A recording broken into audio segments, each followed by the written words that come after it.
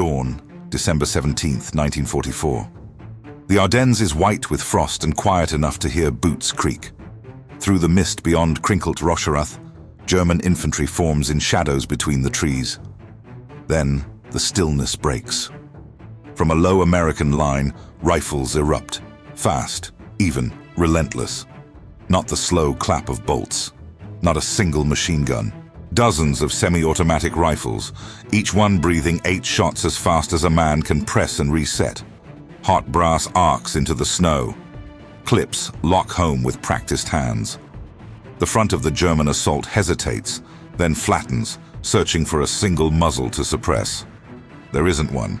Each foxhole throws its own sheet of fire. The distance is short, 50 meters, sometimes less. The effect is immediate. Momentum traded for caution, precision traded for survival. Across the Ardennes that week, American companies hold towns and tree lines with a sound that confuses the ear and erodes nerve. Rifle fire that behaves like something heavier. The weapon is simple to name, hard to ignore, the US M1 Garand. To understand why this sound altered German expectations, we have to trace how it came to the front and what both armies believed would decide the fight. The sound in the Ardennes did not arrive by accident. It was the product of 2 decades of argument, testing, and steel. The United States had chased the idea of a self-loading service rifle since the end of the First World War, when trench lessons and the short-lived Patton device suggested what might happen if the average infantryman could fire fast without breaking his sight picture. In the 1920s, the Ordnance Department sifted designs. Among them was a quiet, methodical engineer at Springfield Armory, John C. Garand. He was Canadian-born, American by profession and temperament, and he spent the better part of the decade shaping receivers, bolts, and operating rods until they ran in concert.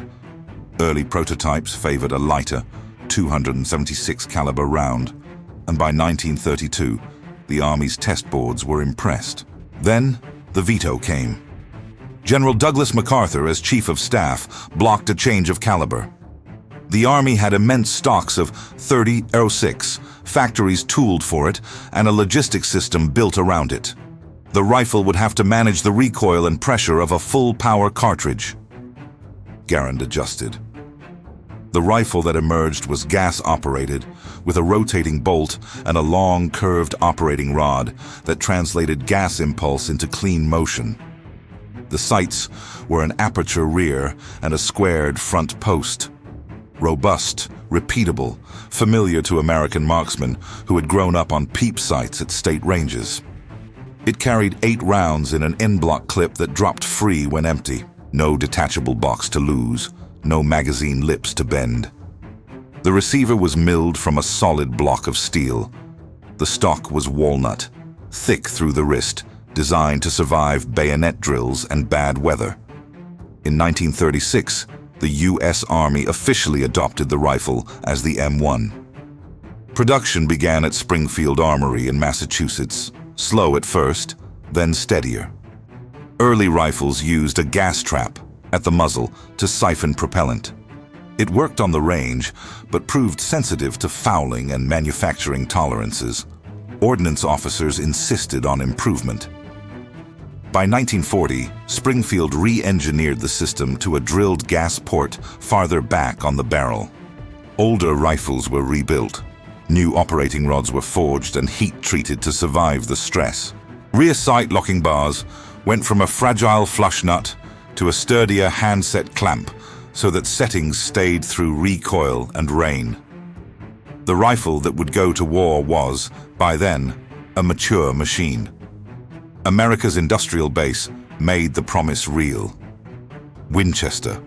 Repeating Arms received a production contract on the eve of war, and by 1941, rifles were shipping from 2 assembly lines.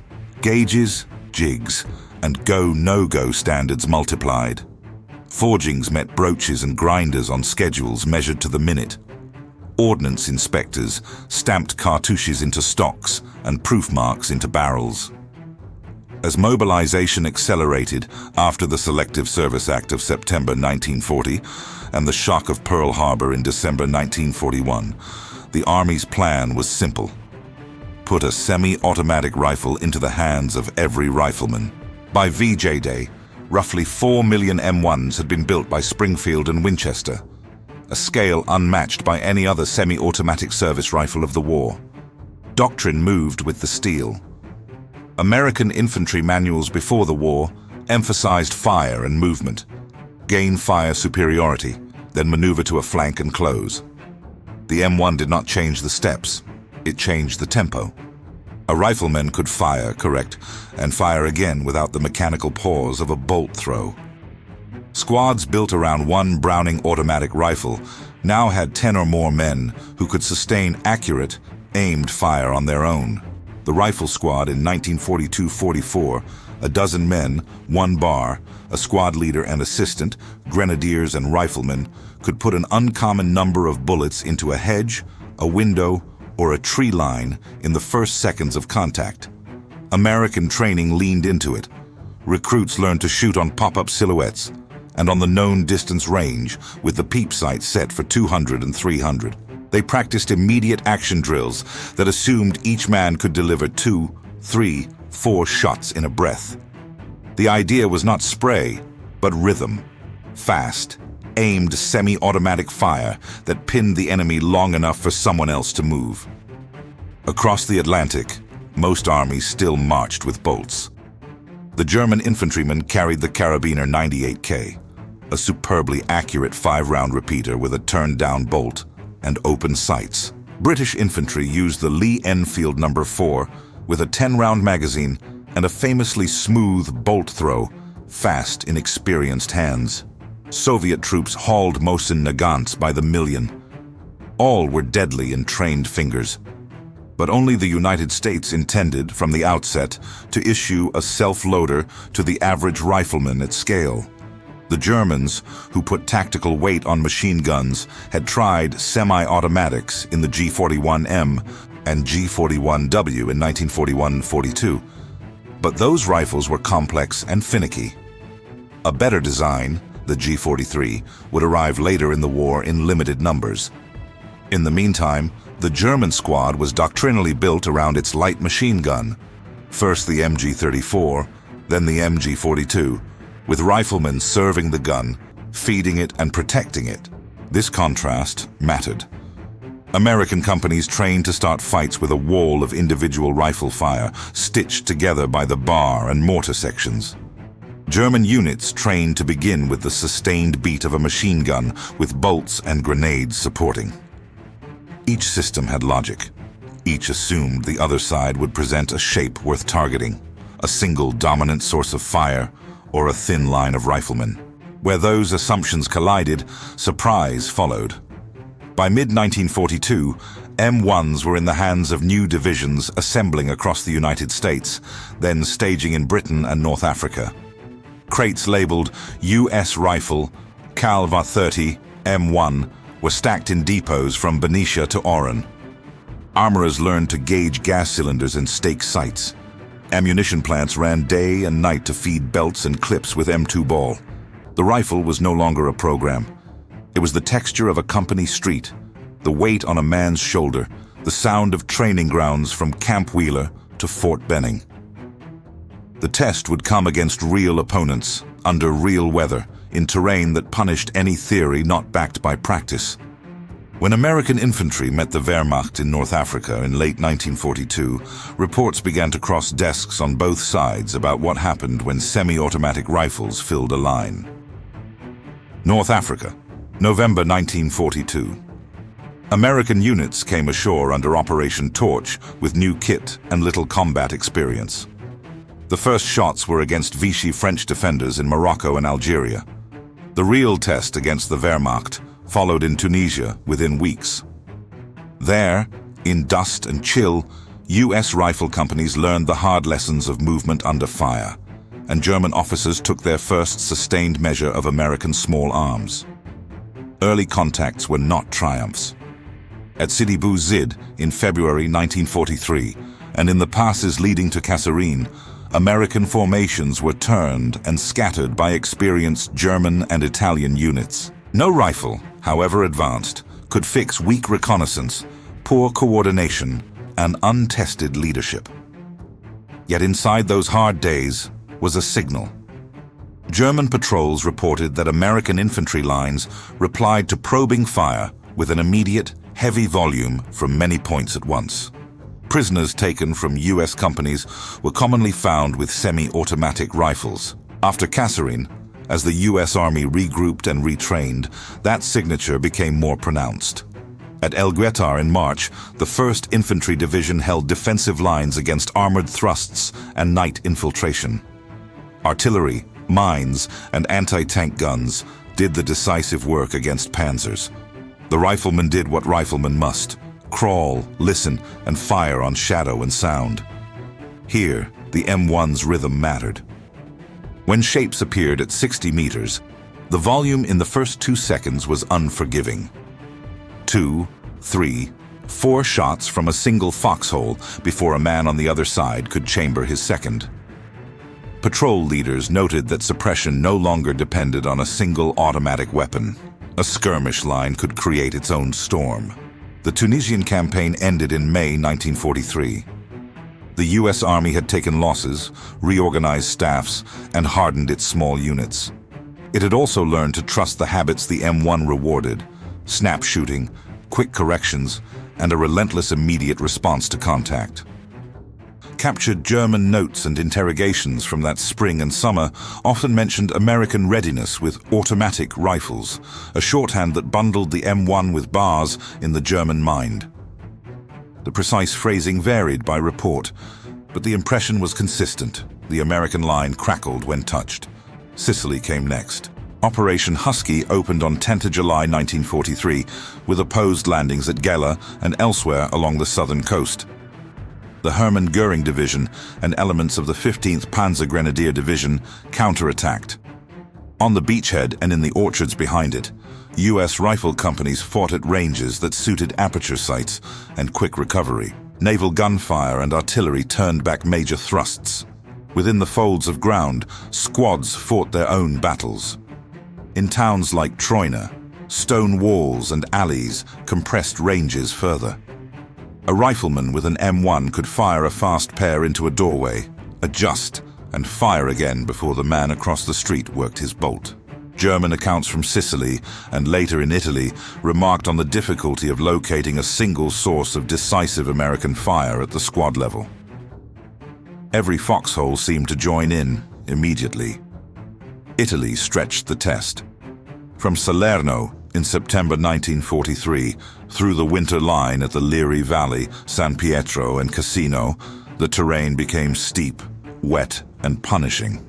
At Anzio in early 1944, where ground was flat but cover deceptive, the nights were long and the distances short. Mud worked into everything. Rifles had to run after crawls through ditches and stumbles into shell holes. Ordnance teams and company armorers proved their value, keeping gas systems clean, replacing worn springs, and swapping out bent operating rods. The M1's design, strong receiver, protected sights, a simple clip that could be seated under stress, showed its worth in this kind of slog. American manuals, especially FM 23.5, revised in 1943, trained men to keep the bolt face and chamber clean, grease where appropriate, and trust the gun. The rifle repaid attention with reliability. In Italy, the German approach was fully evident. Squads built around an MG34 or MG42 made a small hilltop or house a dangerous corner of earth. Against that, US platoons learned to win the first seconds of the contact. Rifle grenades from M7 launchers added a small arc of explosive reach. The bar stitched. The M1s did the bulk of the talking. Night patrols in the Apennines, quiet boots, quick fights, often ended with short, brutal exchanges at 10 or 20 meters. In those moments, the weight of 8 rounds ready to go removed one decision from a man's mind. He did not have to break his sight picture to cycle a bolt. Behind the lines, the machine of supply kept pace. By late 1943, And into 1944, both Springfield Armory and Winchester were producing at wartime tempo. Replacement parts, triggers, extractors, recoil springs moved with units. Ammunition plants turned out M2 ball in volumes that filled depots in Britain and North Africa. Bandoliers of preloaded clips simplified resupply forward.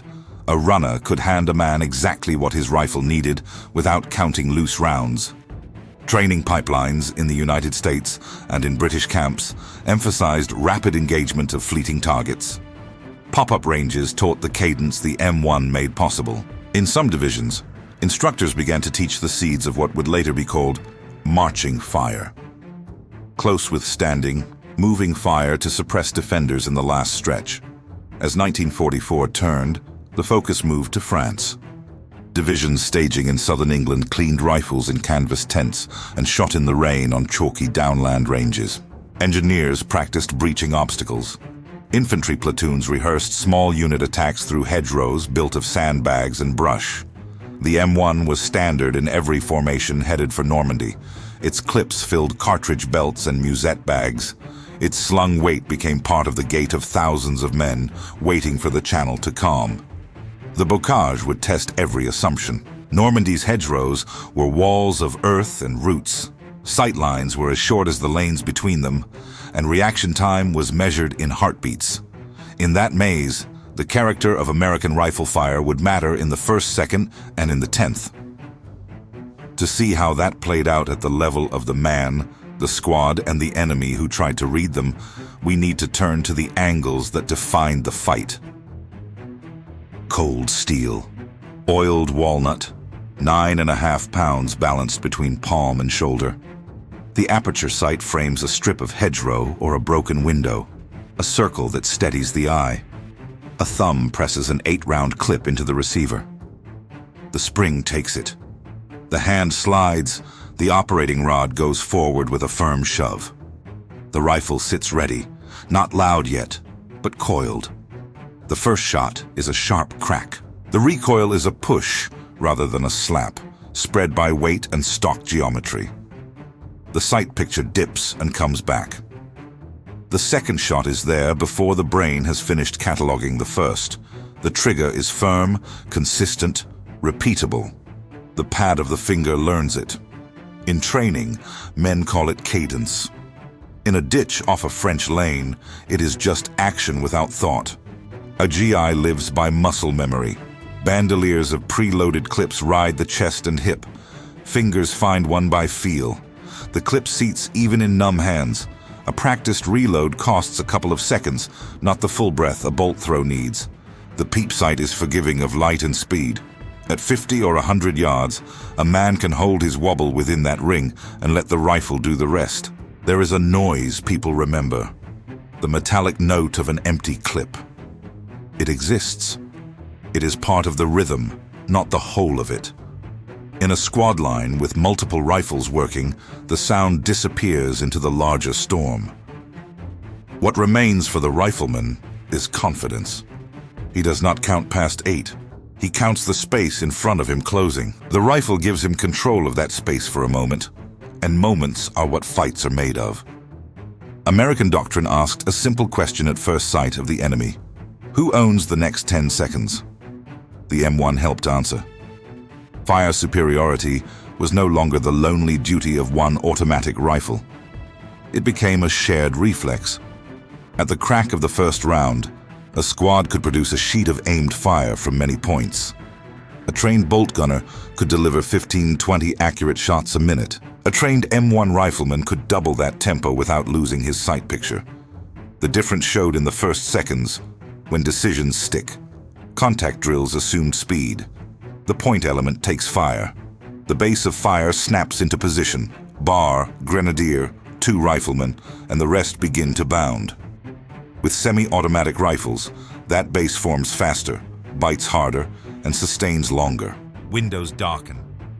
A hedgerow becomes a dead face. The enemy struggles to fix a single muzzle to beat down. There isn't one. Each man can send a fast pair, shift a foot, send another pair, and keep heads down while a buddy moves. Reloads do not fracture the line. An empty en bloc drops. A fresh clip goes in. The cycle is immediate. At 30-80 meters, the ranges that decide streets and hedges, the effect is physical. German squads trained to get their machine guns set and roaring. American squads tried to deny that setup with human-scale suppression from the first breath. The bar still mattered. Mortars and artillery still made the sky dangerous, but the rifle line itself had teeth.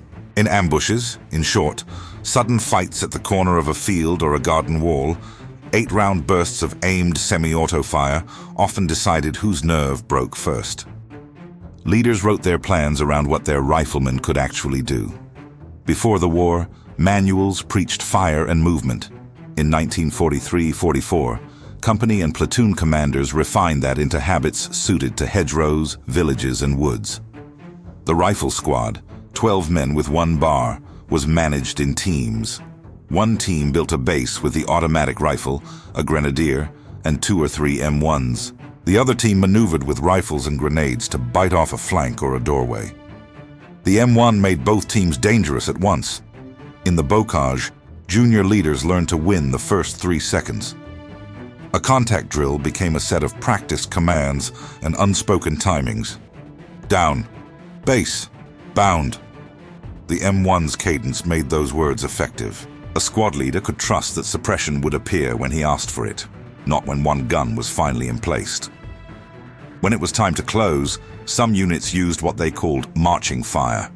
Men advancing at a walk, rifles shouldered, firing deliberately to keep defenders pinned in the last 20 yards. It was not spray. It was rhythm under control, built on a rifle that stayed on target from shot to shot. Company commanders adapted their tools to terrain.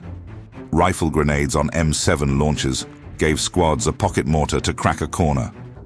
Extra bars were scrounged in some outfits, but even without them, the base of fire bit because every man contributed real volume. Leaders wrote after-action notes that repeated a theme. The quicker our line speaks, the more space opens for movement. In France, in the summer of 1944, that was not theory. It was how companies crossed fields and how they lived to cross another. To understand how this felt to the men on the receiving end and what the mechanism inside the rifle enabled, we turn to the enemy S-view and the machine itself. The German squad was built around one sound, the machine gun. MG34 at first, then MG42. A high, tearing rate of fire, 800 to 1/500 rounds per minute, designed to own a lane and freeze a field. Riflemen with carabiner 98K protected the gun, carried ammunition, and flanked when the gun made space. The doctrine worked when the gun could be emplaced, aimed, and supplied. It struggled when the first seconds were contested by many small sources of fire. That is what American semi-automatic rifles did. At 50 to 150 meters, the M1's quick pairs battered the machine gun team as it opened its tripod or settled its bipod. Gunners reported trouble spotting the decisive muzzle. There were too many. The scatter of flashes along a hedge or wall made it hard to pick one to beat down. German patrol leaders noted that American automatic rifles were common. In practice, they were hearing M1s and bars together. Either way, the effect was the same. Immediate volume, immediate pressure. At longer ranges in open ground, the German system bit back. A well-sighted MG42 could still dominate a field and outlast any one rifleman. Panzer Grenadier units, some with 2 light machine guns per squad by 1944, could saturate a frontage with belt-fed fire. In late 1944, Volksgrenadier formations also appeared with more assault rifles and machine pistols, especially in assault platoons. Where the STG-44 was present in numbers, the close-range balance shifted again. But these were islands in a sea of carabiner 98K. German reports through 1943-44 recognized a pattern. American infantry reacted fast. Semi-automatic rifles multiplied the first seconds of fire. That meant German machine guns needed cover, deception, and smoke to set up. Where terrain forced short fights, in towns, woods, and hedgerows, the advantage of rapid, aimed rifle fire pressed hardest. Normandy, June 1944. The beaches are behind, the fields ahead are green walls. Hedgerows, earthen banks 3 to 4 feet high, rooted thick, topped with hawthorn and ash. Sight lines collapse to a tunnel. Ranges shrink to 50 meters, sometimes 20. Every field is a room with living walls. Every gap is a door someone is watching. American rifle companies learn quickly. The M1 fits this ground. A man can shoulder, fire, recover, and fire again, without breaking the circle of the peep. When a corner flashes, he can send a fast pair, shift a foot, send another. The first seconds speak loudly. German squads try to set a machine gun on the lip of a bank. The setup takes breaths. Those breaths are contested by many small muzzles at once. Carentan is the early test. June 10th, 14th, 1944. The 101st Airborne Division pushes through flooded fields and along causeways toward the town. The defenders are paratroopers and grenadiers, 6th Fallschirmjäger Regiment, and, in the counterattack on June 13th, elements of the 17th SS Panzer Grenadier Division. Street distances are short. Barns and stone houses break sight. When German groups try to cross a lane, the reply is immediate from multiple doorways and hedges. Semi-automatic rifle fire that feels like several automatics, though only one bar is present in each squad. Tanks and artillery decide the larger arcs, but at the corners of streets, the M1 decides seconds. By mid-June, Carentan is in American hands. The counterattack at Bloody Gulch on June 13th is broken by a mix of 101st Paratroopers, the 2nd Armored Division, and infantry from the 29th, combined arms wrapped around a core fact. Every American rifleman can put out fast, aimed fire the moment he sees a shape. The rest of the Carentan and the push towards Saint-Lô grind forward in the same cramped geometry. 7. Corps under J. Lawton Collins bites field by field. The 1st and 29th Infantry Divisions trade men for hedges east of the Vire River. The 4th Infantry Division fights down the corridor from Utah. Combat engineers cut lanes. Platoons evolve. The squad becomes 2 teams that can swap roles in seconds. One suppresses, one moves. The M1 makes the first task cheap and reliable. Suppression no longer depends on emplacing a single gun. It is distributed. It is what every man does reflexively. Tactics adapt. Tankers fit welded prongs to their Shermans. Hedgerow cutters inspired by a scrapyard idea from Sergeant Curtis Cullen of the 102nd Cavalry in late June. The rhino teeth let armor punch through a bank without exposing belly plates. When a tank noses through, infantry pours after it, M1s up, firing into corners and doors to keep heads down while the turret swings. Rifle grenades arc over the next hedge. The drill spreads. Breach, flood, clear. The rifle's rhythm holds the space open for the next move. Hill 192 becomes a focal point. East of Saint-Lô, it dominates the approaches with observation. The German 3rd Fallschirmjäger Division digs in among orchards and hedges. On the early morning of July 11th, 1944, the U.S. 2nd Infantry Division attacks with the 9th and 23rd Infantry Regiments. Artillery prepares the way. Then it becomes a hedgerow fight at 20 to 80 meters. Small assault teams blow gaps, tanks with cutters push through, and squads form bases of fire without waiting for a tripod. After hours of close combat, Hill 192 falls. The road to Saint-Lô opens a notch. Saint-Lô itself is a ruin by mid-July. The 29th Infantry Division fights through on July 18th. Streets are rubble, alleys are funnels, and every doorway is watched. The M1's advantage is personal and simple. The man who can fire twice, adjust, and fire again before the other side has cycled once owns that doorway. German machine guns still punish open ground. Where space compresses, American semi-automatic rifles flood corners with control. Leaders at platoon level write short notes that repeat. The first seconds save men. The rifle does not replace the rest. Mortars, artillery, and tanks still clear the way and crush strongpoints. But the M1 accelerates the infantry's part. Contact drills tighten. Down, base, bound. The base forms in a blink because every man contributes real volume. Resupply keeps pace. Bandoliers of clips are easy to pass forward, easy to load with cold hands. In that rhythm lives a new confidence. The German assumption that a single machine gun can fix a frontage while riflemen maneuver faces a counter-assumption realized in steel. Many semi-automatic rifles can deny the setup. Operation Cobra makes the lesson strategic. July 25, 1944. The sky opens over a narrow sector west of St. Lo. Heavy bombers strike. Some bombs fall short and kill Americans, a grim prelude. Then First Army attacks. The German line, already worn, cracks. Panzer Lehr Division, struck from the air and pressed on the ground, bleeds out. In the breakout lanes, some American units advance with what they call marching fire. Rifles shouldered, men walking and firing in cadence to keep defenders down in the last yards. It is not spray. It is deliberate, aimed, and close. The M1 makes it possible to move and shoot with control. The result is tempo. Once through the hedges into more open country, the American advance accelerates. Towns fall faster. Columns fan out.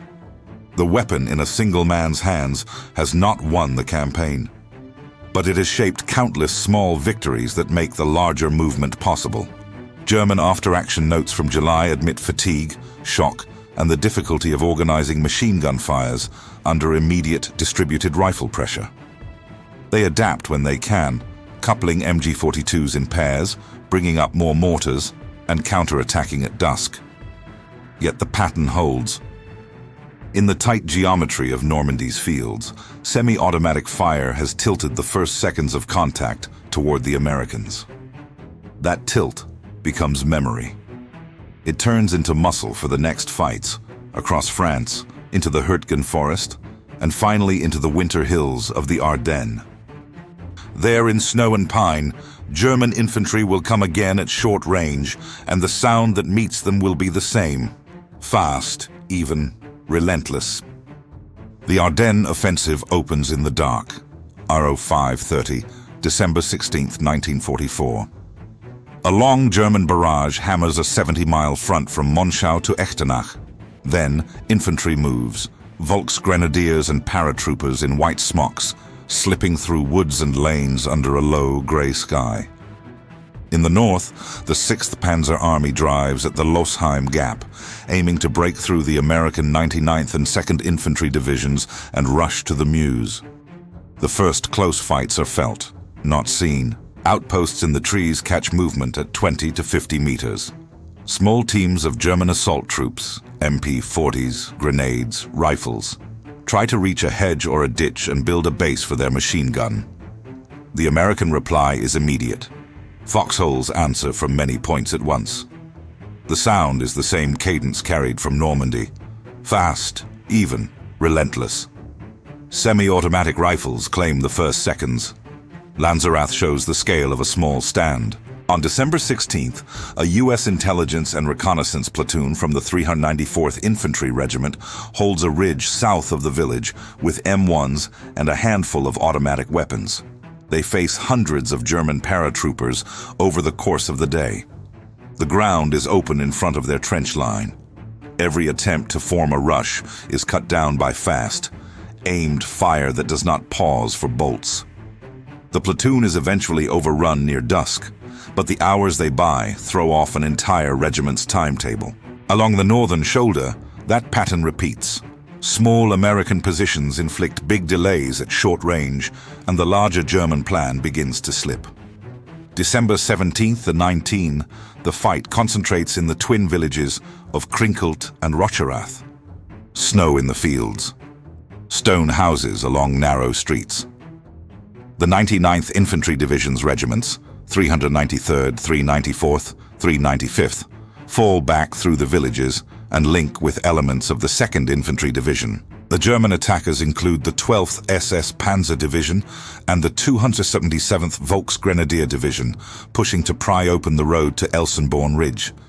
Inside the villages, Distances shrink to rooms and alleys. German infantry tries to infiltrate between houses and bring machine guns into courtyards. The reception they meet is distributed and immediate. M1s in ground floor windows, M1s from stairwells, M1s from foxholes dug into gardens. 8-round strings of controlled fire meet every sprint, every shadow. Bars add their measured beat. Bazookas crack at the corners. Artillery observers pull down shells onto approaches. At that scale, the rifle's tempo is decisive. Each defender becomes his own small base of fire.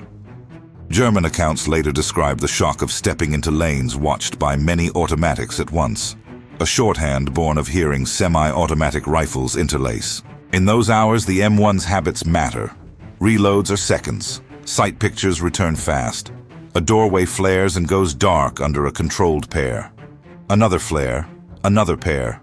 German machine guns are still lethal where they can be sighted and fed. But in the speed of entry, into a house, into a yard, the ability of every American rifleman to send quick, accurate shots while staying on target pulls the fight in. The villages hold. Tanks burn in streets choked with snow and rubble. By December 19th, the German push is checked in the twin villages, and the U.S. line congeals on the higher ground just to the west, Elsenborn Ridge. The ridge is low, long, and vital. It anchors the northern shoulder of the offensive. The 2nd and 99th Infantry Divisions dig in along its spine under artillery that can mass fire with time-on-target strikes, shells arriving together from multiple batteries. German assaults come on through mist and snow in the days that follow, probing for seams. They find rifle pits that answer hard and fast. The terrain funnels attacks into narrow fronts.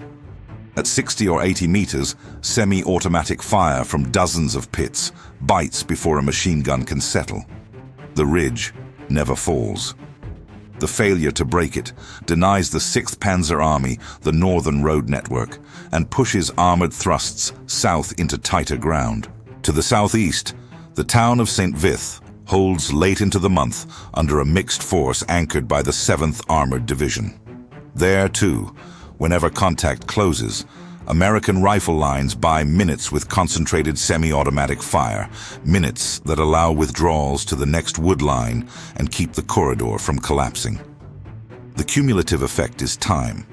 Time stolen in small fights at close range, amplifying the work of tanks, anti-tank guns, and artillery. Bastogne becomes the symbol. December 19, 27, 1944. The 101st Airborne Division, with artillery and detachments from the 10th Armored Division, takes the ring around the road hub just as German units close in. In the villages around town, Neuville, Foy, Marvy, Champs, the ground is broken fields and tree lines. German infantry infiltrates at night and assaults by day under tank support. The paratroopers fight from foxholes and barns with the same human geometry learned in Normandy. At 30 to 100 meters, the M1's cadence pins every rush long enough for a mortar to land or a tank destroyer to find a flank. A patrol meets movement at a gate. 4 rifles fire fast strings, then silence returns. A company holds a wood line. The first burst from the attackers stirs an immediate answer from each hole. Not a single gun. The encirclement tightens and then loosens. Weather lifts on December 23rd, and resupply by air restores ammunition stocks. The pressure continues through Christmas. The nuts reply to the German surrender demand is famous. The less quoted reality is the constant grinding work of short-range contact around the perimeter. Here, the M1's reliability in cold and mud under steady maintenance pays off. Frost cracks on wood and metal at dawn. Grease is stiff. The timing still runs. A rifle that goes from safe to shouldered to 2 rounds on a target in a breath lets each man hold a larger slice of the line. The German army brings its late-war tools to bear where it can. Some Volksgrenadier units field more assault rifles and machine pistols in their assault platoons. The G43 remains a terror whenever it is sighted and supplied. Armor punches hard where snow and roads allow. But the overall pattern remains.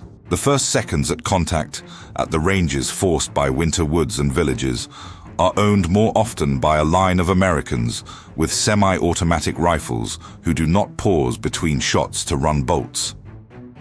By late December and into early January, the offensive stalls. The northern shoulder never breaks. St. Vith is abandoned under orders but not taken by storm. Bastogne is relieved by elements of Third Army on December 26-27. German casualties mount. The timetable that was supposed to carry armored spearheads to the Meuse dissolves into local fights, roadblocks, and fuel shortages.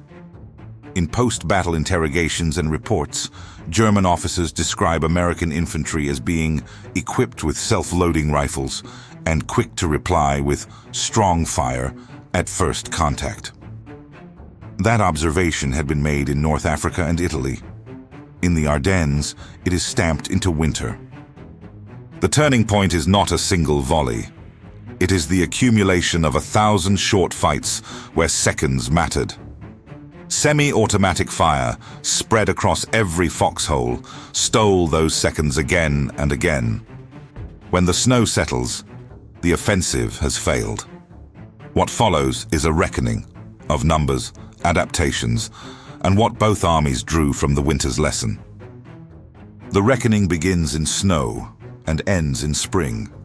The Ardennes offensive fails. The northern shoulder holds at Elsenborn. Bastogne is relieved. St. Vith trades time for space and denies a clean breakthrough. German losses and delays bleed away the last chance for a decisive turn in the west.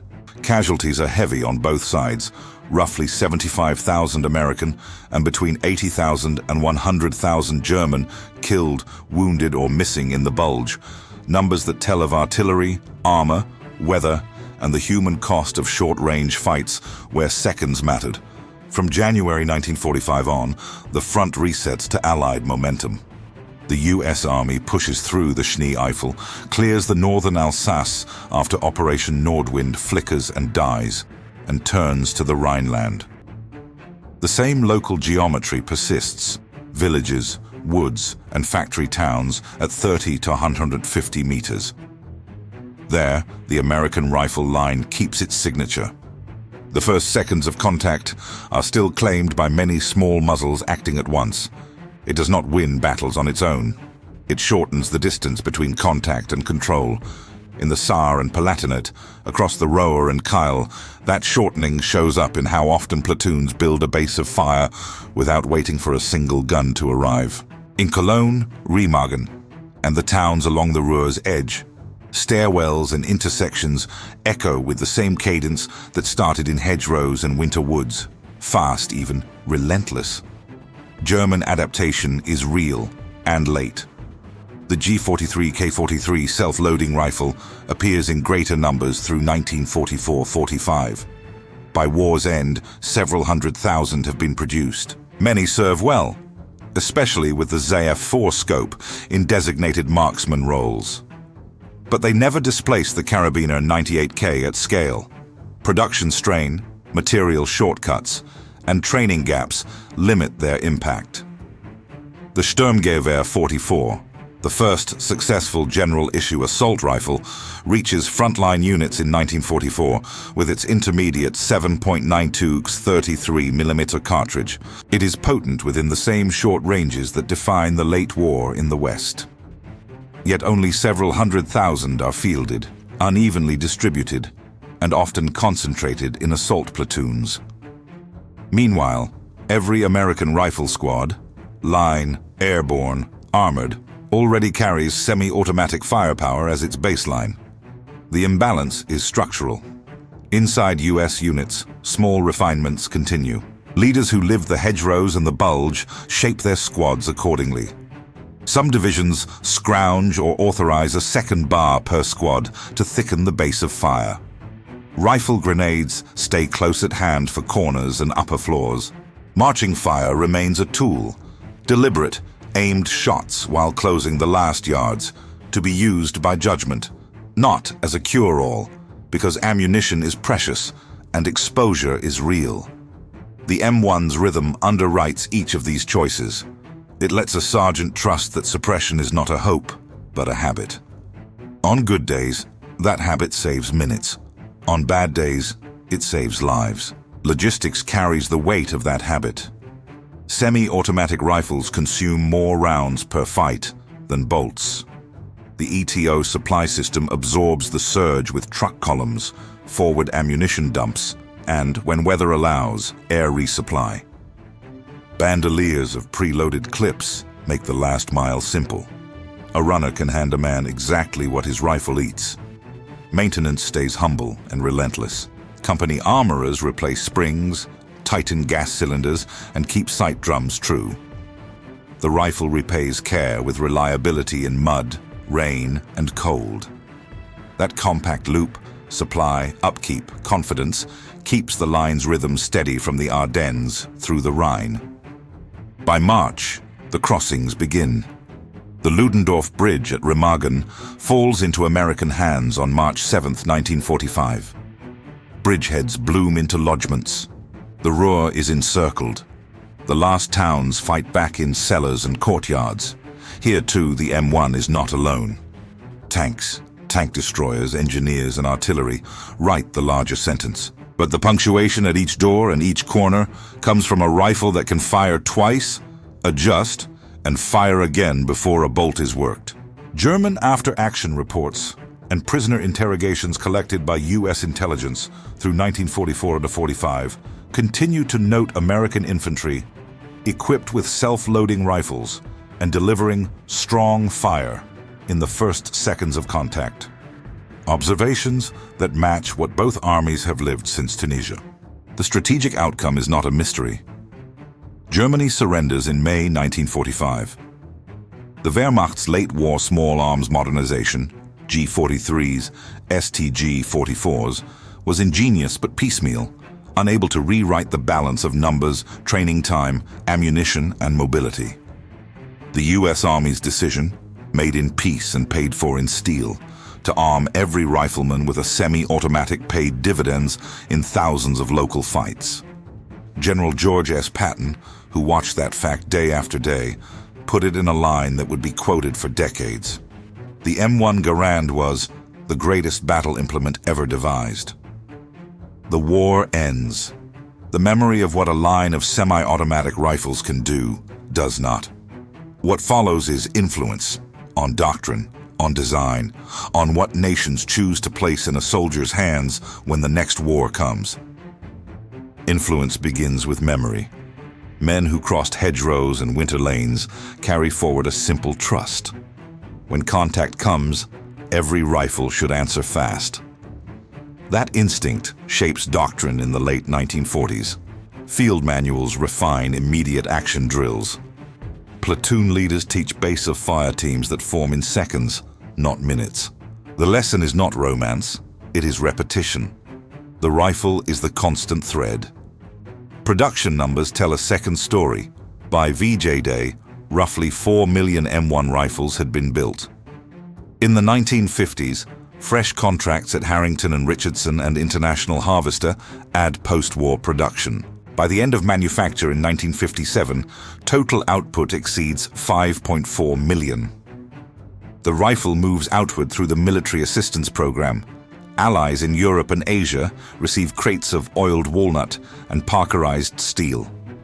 Greece fields them in its civil war. Turkey equips formations. Denmark, the Netherlands, Norway, and Italy adopt them for their post-war armies. Italy goes further, manufacturing M1s at Breda and Beretta, then evolving the design into the BM59 with a 20-round magazine and 7.62 Keck 51mm NATO chambers. The rifle becomes a common language among Western infantry for a generation. Korea proves the design under new conditions. 1950, 1953. Steep ridges, frozen streams, fog that lifts to show a platoon at 150 yards across a saddle. Chinese and North Korean attacks come heavy at night, bugles, whistles, grenades, and the churn of many feet. American and UN rifle lines answer with the same immediate controlled volume learned in France. The M1's weight and straight stock tame recoil on icy slopes.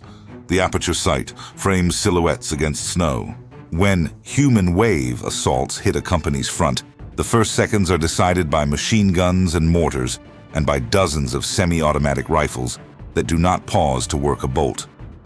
After-action notes from regiments on the Nakhtong, in the Punch Bowl, and around the chosen reservoir repeat the theme. Rapid, aimed rifle fire buys time at contact and holds gaps between heavier weapons. Adaptations continue. Sniper variants, the M1C and M1D, mount scopes and serve well in Korea's broken terrain, pairing semi-automatic follow-up shots with precision. Some U.S. units carry 2 bars per squad to thicken automatic fire. The M9918A2 remains the base of fire anchor until replaced post-war. Ammunition logistics scale with the fight, bandoliers and preloaded clips, again proving their worth in cold hands. Maintenance is practical. Grease where the metal slides, keep the chamber clean, change springs before they fail. Under that care, the rifle keeps its timing in sleet and dust. Design influence becomes policy. The US studies the German intermediate cartridge idea in the late 1940s and early 1950s. Allies take parallel routes. The Belgian FAL spreads across NATO. Select fire, 7.62 and AG 51mm, aperture sighted. West Germany adopts the G3, built on a roller-delayed lineage in the same caliber. The Soviet answer follows a different logic. The SKS and then the AK-47 family embrace the intermediate 7.6 Kunai's 39mm cartridge and true assault rifle doctrine at scale. 2 philosophies stand in view across the Cold War. Full-power battle rifles, semi-auto most of the time, and intermediate cartridge assault rifles, controllable on auto in bursts. The Garand sits at the hinge point, the last great expression of a full-power, clip-fed, semi-automatic service rifle issued universally. The M1 itself does not vanish. It serves with US active forces into the late 1950s, with the National Guard into the 1960s, and with the Navy in 7.62 51mm conversions. Abroad, it remains on armories' racks and parade grounds for decades. In the hands of reservists, militia, and cadets, it continues to teach a certain way of holding a line. Sights up, stance steady, 2 shots, and assess. Museums and veterans' halls preserve examples darkened by oil and time. The rifle's reputation travels with those who carried it. The praise is not mystical.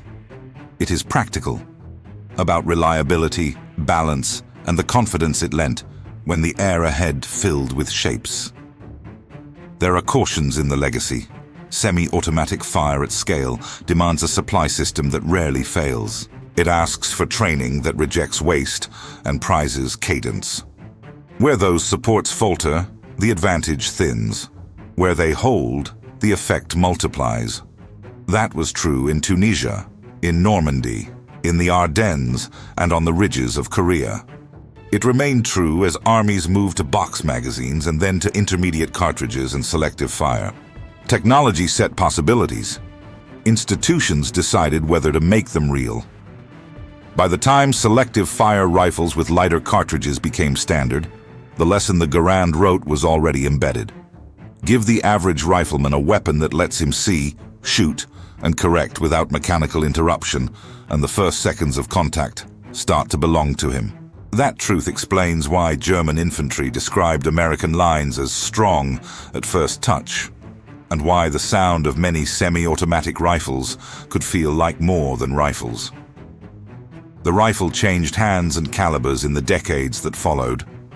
The pattern it set remained. What that pattern means about fear, control, and the space a single man can hold brings us to a quieter ending. Silence returns after every fight. A hedgerow stands again as a green wall. Snow covers tracks in a village lane. Brass dulls in mud. In that quiet, the shape of the change becomes clearer. The M1 Garand did not make war less costly. It made a single moment, the first few seconds of contact, more controllable for the men who had to live inside it. Fear grows where uncertainty lives. German infantry were trained to read a field, find the gun that mattered, and crush it with belt-fed fire.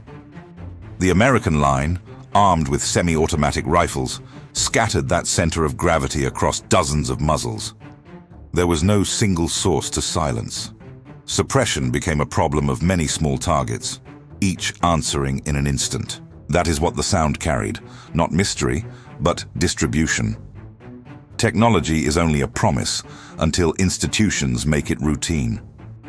The United States chose, in peacetime, to fund a self-loading rifle, to train soldiers to use aperture sights at speed, and to build a supply system that could feed clips and keep rifles timed in rain and frost.